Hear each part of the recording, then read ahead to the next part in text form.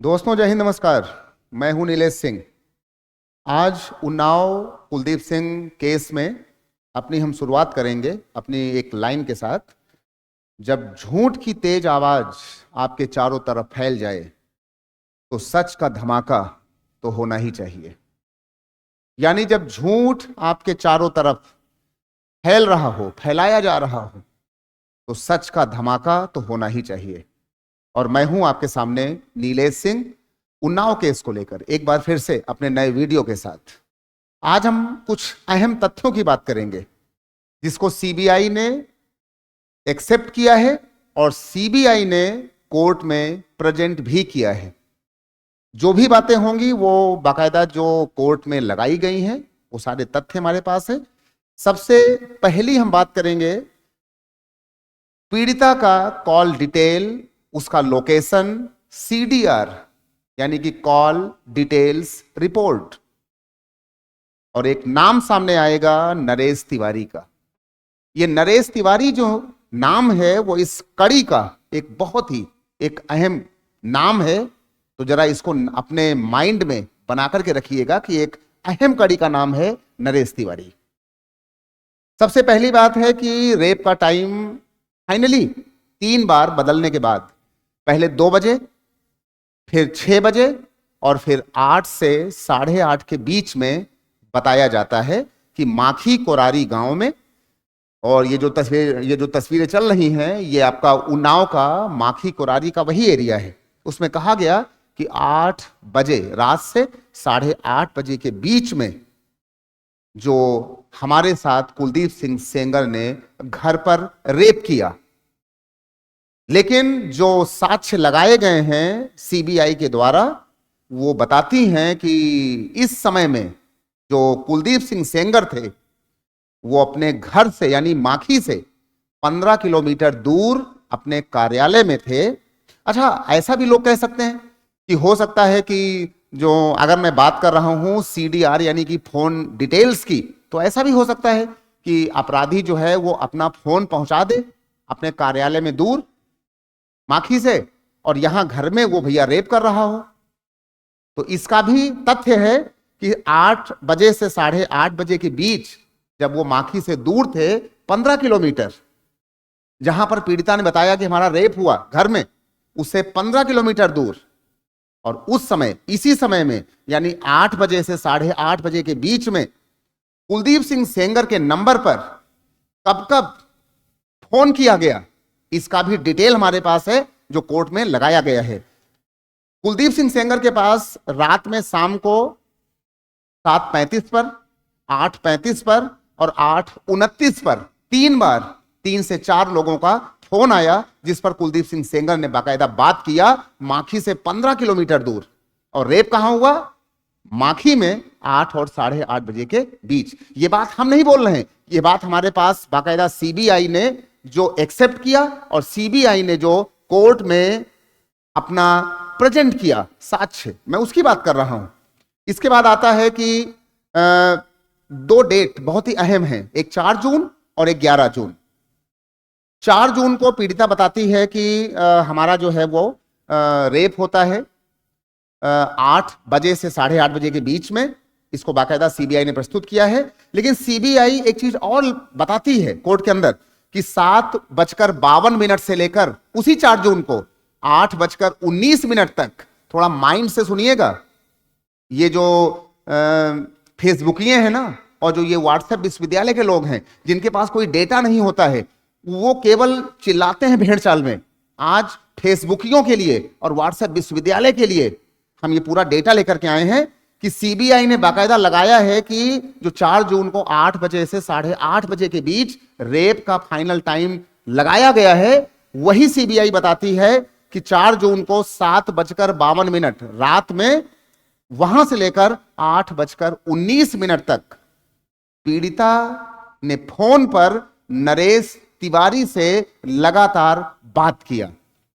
और बाद में इस 8:19 के बाद पीड़िता अपने फोन से रात में 11:14 तक रात में विभिन्न लोगों से बात करती रही। ये बात मैं नहीं बोल रहा हूं, ये बात सारे जो हैं वो सीबीआई ने कोर्ट में प्रस्तुत किया है और जो सीबीआई ने माना है। तो जब झूठ की तेज आवाज आपके आसपास फैलेगी तो वहां पर देश के तमाम लोग सच का धमाका करने के लिए ऐसे ही तैयार होंगे जैसे कि मैं आपके सामने आया हूं। और हमारी बात फेसबुकिए और बिना तथ्यों को जाने जो लोग कमेंट करते हैं, आज वो लोग जरूर सुने और इस पर अपना कमेंट करें। अब हम बात करेंगे घटना का टाइम, डेट और सीडीआर का। इसके बाद ये सारी बातें जो हमने आपको बताया, ये बात मीडिया नहीं बता रही है, ये बात जंतर मंतर गैंग नहीं बता रहा है, ये बात लोग नहीं बता रहे हैं, ये बात प्रोटेस्ट वाले नहीं बता रहे हैं कि पीड़िता ने नरेश तिवारी से किस समय से कब तक बात किया। इसको आप कई बार सुनिएगा। और एक बात और सुन लीजिए, अभी सुप्रीम कोर्ट ने कोई मामला डिसाइड नहीं किया है, अभी उसने सिर्फ सुन करके स्टे कर दिया है, बस फरवरी तक, कुछ हफ्तों तक। ये सारी बातें आगे उठेंगी अब और पीड़िता को उसका जवाब देना होगा अब कायदे से। इसके बाद क्या हुआ है कि 4 जून को रेप होता है और 11 जून को अचानक पीड़िता माखी से गायब हो जाती है, शायद कानपुर जाती है। और इसके बाद नरेश तिवारी को एक बार फिर नरेश तिवारी पर आरोप लगता है और 11 जून को लड़की गायब होती है। अब जरा आप ध्यान दीजिएगा कि 11 जून को यह लड़की एक बार फिर माखी से गायब होती है पीड़िता, और उसके बाद 20 जून को, यानी कि 10 दिन बाद, 9 से 10 दिन बाद 20 जून को थाने पर शिकायत की जाती है नरेश तिवारी के खिलाफ। और बाद में नरेश तिवारी को थाने बुलाया जाता है 20 और 21 जून के आसपास। और इसके बाद कानपुर के रेलवे स्टेशन से इसी दौरान पीड़िता एक फौजी का फोन लेकर नरेश तिवारी को फिर फोन करती है।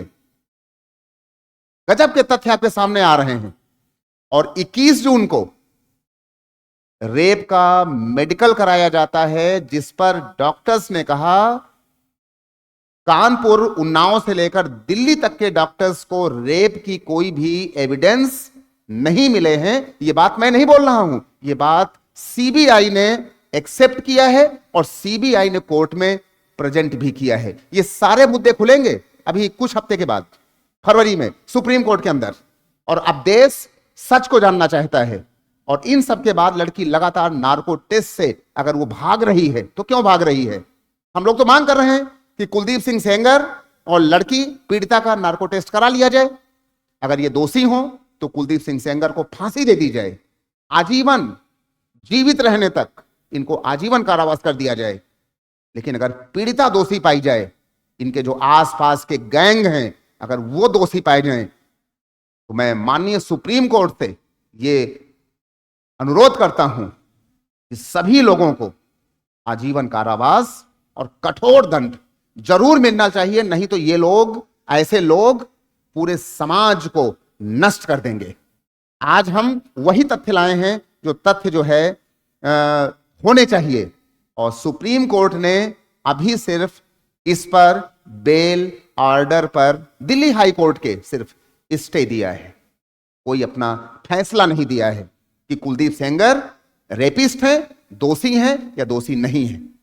तो ये कुछ बातें थी, हमने आपको टाइम बता दिया है, आप इसको जो है करिएगा। और थोड़ा सा नरेश तिवारी से पीड़िता की फोन पर जो हमने आपको टाइम का एक सेगमेंट बताया है, ये हमारे पास पूरा ये टाइम का सेगमेंट है, इसको आप देखिएगा और समझने की कोशिश करिएगा, क्योंकि आज आपके सामने हम एविडेंस पर हैं और अगले वीडियो पर और एविडेंस पर आएंगे। इसी के साथ साथ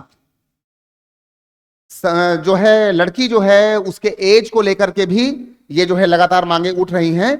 और इसके बाद जो है एज का मामला भी हमारे सरेनी के जिस पब्लिक स्कूल में ये एज का खेल खेला गया या एज में बदलाव किया गया, वो कुछ और है। तो एज पर भी बात होगी।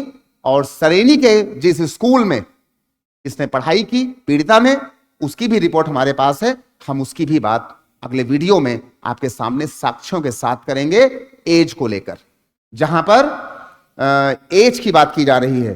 तो समय याद रखिएगा, 4 जून को पीड़िता ने रेप की बात की थी, लेकिन 4 जून 15 किलोमीटर दूर कुलदीप सिंह सेंगर अपने कार्यालय में थे, उनसे 4 लोगों ने बात किया, 7:35, 8:35 और 8:29, ये सीबीआई की रिपोर्ट है। और इसी के साथ साथ नरेश तिवारी से इसी 4 जून को 7:52 से रात में 8:19 के बीच में नरेश तिवारी और पीड़िता का भी फोन रिकॉर्ड सीबीआई ने प्रस्तुत किया है। ये सारी बातें उठेंगी आगे, और नार्को टेस्ट तो करवाना ही पड़ेगा। और अभी सिर्फ बेल ऑर्डर पर स्टे हुआ है। अभी जो कहानी सामने आएगी, अब वो देश को सुनना चाहिए। सभी लोग खुल करके कमेंट करें अब इन तथ्यों के बाद। जय हिंद।